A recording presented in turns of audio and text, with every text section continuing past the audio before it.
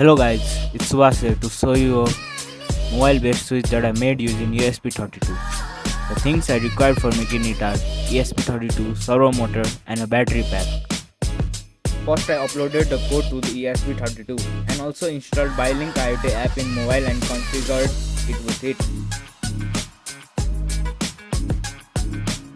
Then I did all the connection and also joined the servo motor with switch.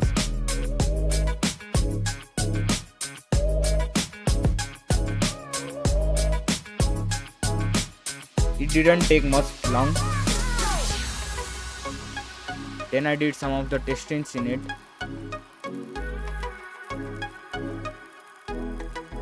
So here is the final result.